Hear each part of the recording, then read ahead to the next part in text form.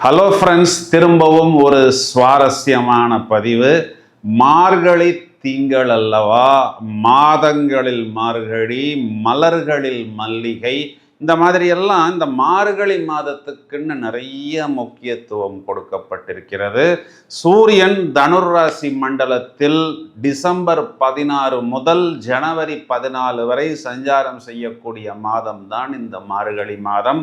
இதே மார்கழி மாதத்தில் 23/12 புதன் என்ற கிரகம் தனுர் ராசிக்குள் நுழைகிறார். மேலும் 20/12 டிசம்பர் மாதம் 20ஆம் தேதி சுக்கிரன் என்ற கிரகமும் இந்த தனுர் ராசி மண்டலத்துக்குள் நுழைகிறார்.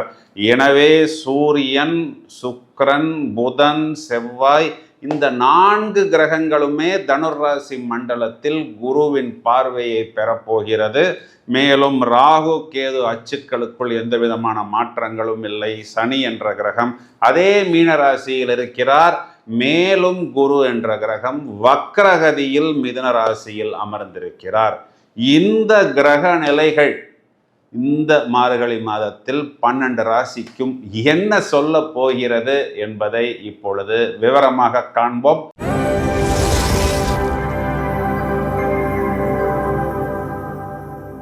துளாராசியை எடுத்துக்கொள்வோம். இப்போ இது நாள் வரைக்கும் என்ன நடந்தது துளாராசிக்கு அப்படின்னா, இவர்களுக்கு மாரகாதிபதி, இவர்களுக்கு பாதகாதிபதி அப்படின்னு சொல்லக்கூடிய செவ்வாயும் சூரியனும் இவர்களுடைய வாக்குஸ்தானத்தில் வந்து அமர்ந்து இவர்களை தூண்டிவிட்டார். பிறகு இவர்களை பேச விட்டு வேடிக்கை பார்த்தார்கள்.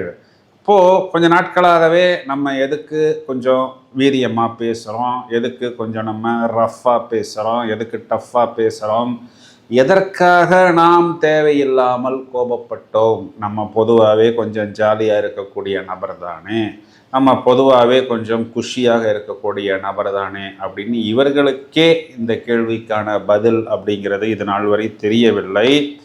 6ஆம் இடத்தில் இருக்கக்கூடிய சாட்டர்ன் அப்படிங்கிறது இவர்களுக்கு உத்தியோகம், தொழில் சம்பந்தப்பட்ட விஷயத்தில் ஓரளவுக்கு ப்ளஸ்ஸு தான் அப்படின்னு எடுத்துக்கிட்டாலும் 2 இடங்களில் இவர்களுக்கு பிரச்சனை ஏற்பட்டது. ஒன்று என்ன அப்படின்னா, இவர்களிடம் வேலை செய்த நபர்கள் இவர்களுக்கு ஒத்துழைப்பு கொடுக்கவில்லை. இந்த பக்கத்தில் இவர்களுடைய உயர் அதிகாரிகள் இவர்களை ஏதோ கொஞ்சம் இரிட்டேட் செய்தது போல், டென்ஷன் செய்தது போல், கொஞ்சம் இவர்களை ஒரு ஃப்ரீடம் கொடுக்க முடியாத ஒரு சூழ்நிலையில் இது நாள் வரை அமர்த்தி வைத்திருந்தார்கள். இப்போ இந்த மார்கழி மாதத்தில் இவர்கள் அப்படின்னா இவர்களுடைய ராசியாதிபதி சுக்கிரன், இவர்களுக்கு பாக்கியவான் அப்படின்னு சொல்லக்கூடியது புதன். இது 2மே மாதத்தின் தொடக்கத்தில் தனம், குடும்பம், வாக்குஸ்தானத்தில், பிறகு வெற்றி ஸ்தானத்தில் வந்து அமர்ந்து வெற்றி ஸ்தானாதிபதியின் பார்வையில். அப்படிங்கும் பொழுது என்ன ஆகும் அப்படின்னா, 3ஆம் இடம் தைரியம், வீரியம், விஜயம், வெற்றி, பராக்கிரமம், இதனை இவர்கள் வெளிப்படுத்துவார்கள். எங்கே குரலை கொஞ்சம் லேசாக உயர்த்தணுமோ, எங்கே அதிகார தோரணையுடன் பேசணுமோ, எங்கே கம்பீரத்தை வெளிப்படுத்தணுமோ அதனை பூரணமாக வெளிப்படுத்துவார்கள். ஏன் அப்படின்னா புதன் குரு பரிவர்த்தனை, 3-9 பரிவர்த்தனை. தைரியத்தால் பாக்கியம், பாக்கியத்தால் தைரியம். அப்போ அந்த பாதகாதிபதி மாரகாதிபதி பருப்பு வேகாது பிரதர். ஏன்னா 3ஆம் இடத்தில் அசுப கிரகங்களாக இருந்தாலும் அதற்கு பெயர் உபஜயஸ்தானம். இப்போ ஜெயத்தை அசுப கிரகங்களே வந்து அமர்ந்தாலும் கொடுத்துத்தான் ஆக வேண்டும். அது குருவின் பார்வையில். அப்போது இந்த மாரகாதிபதி பாதகாதிபதி எல்லாம் அனுகூல சத்ருவாக மாறிவிடும். எதெல்லாம் இவர்களுக்கு இதற்கு முன் மைனஸாக இருந்ததோ அதெல்லாம் இவர்களுக்கு ப்ளஸ் பாயிண்டாக வந்துவிடும். இது ஒரு பிரமாதமான காலகட்டம். ஏன்னா இந்த மாதத்தின் தொடக்கத்தில் இவர்கள் அதாவது இவர்களுடைய ராசியாதிபதி சுக்கிரன் இவர்களுக்கு 4ஆம் இடத்தில் சுபபலம் அப்படிங்கிறத ஜோதிட சாஸ்திரம் என்ன சொல்லுது அப்படின்னா, சுகவாசி யோகம் என்று சொல்லப்படுகிறது. அப்போது அந்த சுகவாசினா யார்? அவர் லக்ஸரியில் இருக்கக்கூடிய நபர் அப்படின்னு சொல்லலாம் அல்லவா? அந்த அளவுக்கு இவர்கள் ஒரு அடித்தளத்தை கண்டிப்பாக போடுவார்கள்.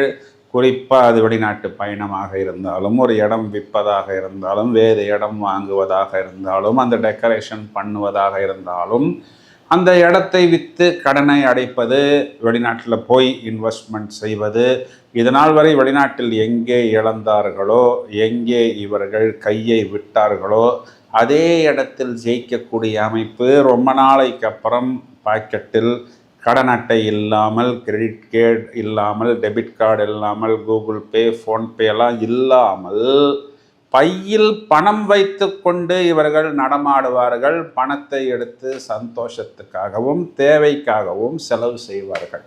இது எல்லாமே இவர்களுக்கு நடக்கும். இப்போ 3ஆம் இடத்தில் இருக்கக்கூடிய செவ்வாயையும் சூரியனையும் சனி பார்க்கிறதே. இதை நீங்கள் யோசிக்கலையா பிரதர்? நான் யோசிக்கவே வேணாம் பிரதர். ஏன்னா அந்த பக்கம் சாட்டன் இவர்களை பார்த்தாலும் இந்த பக்கம் குரு பார்க்கிறார். அப்போ குரு என்ன பண்ணிடுவார்? எல்லாத்தையும் சுருட்டி விடுவார். 5ஆம் இடத்துல இருக்கக்கூடிய ராகுவை பார்க்கலையா பிரதர்னா அதையும் குரு பார்க்கிறார்.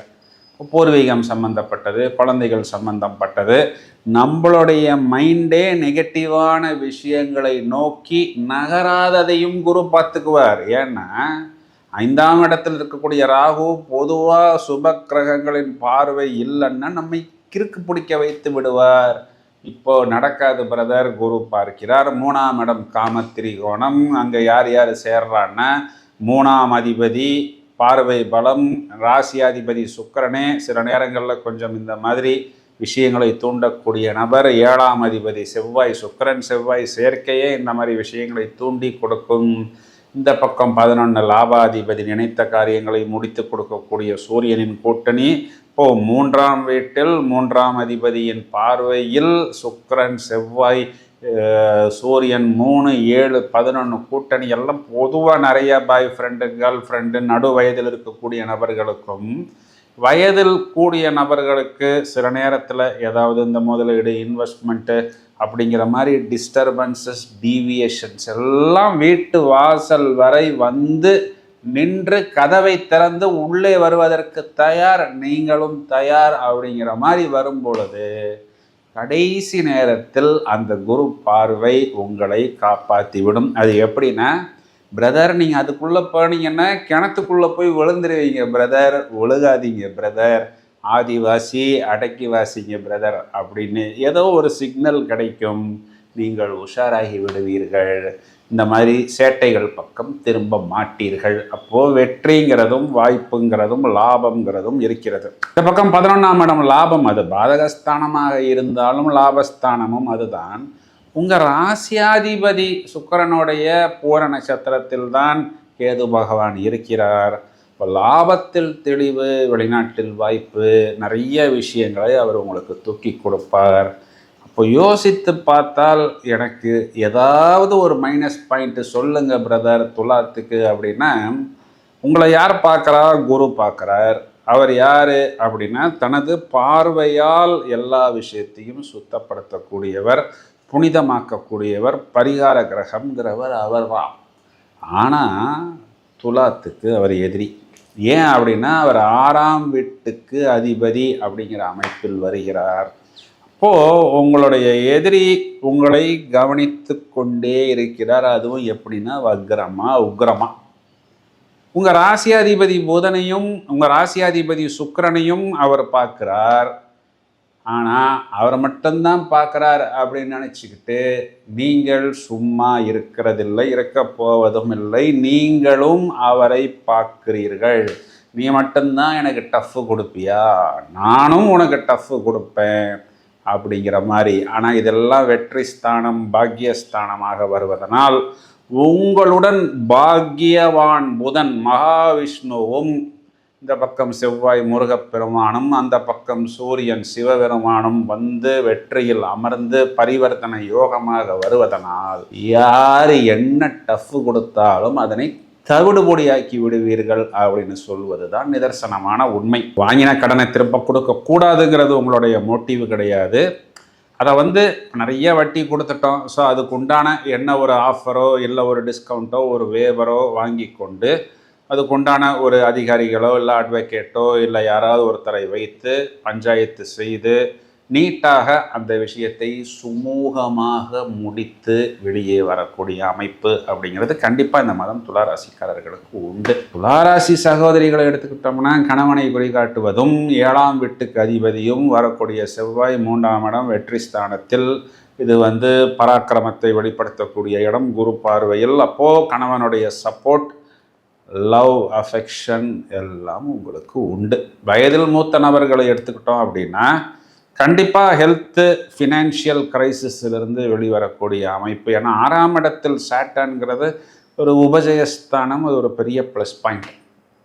இப்போ லாபத்தில் கேது, ஔஷதத்தை குறிகாட்டக்கூடிய கேது பகவான் உங்களுக்கு லாபத்தில், அப்போ மெடிசன் கண்டிப்பாக கை கொடுக்கும். ஸ்டூடெண்ட்ஸ் எடுத்துக்கிட்டோம்னா கல்வியில் பட்டையை கிளப்பக்கூடிய அமைப்பு. பாக்கியவான் புதன் புத்திகாரகனே உங்களுடன் தான் சேர்ந்திருக்கிறார், குரு பார்வையில் இருக்கிறார், வெற்றியில் இருக்கிறார். கண்டிப்பாக மார்கழி மாதம் துளாராசி திரும்பவும் தூள் கலப்பும் அப்படின்னு கேரண்டியாக சொல்ல முடியும். பதிவை நீங்கள் உங்களுடைய நண்பர்களுக்கும் உறவினர்களுக்கும் ஷேர் செய்யுங்கள்.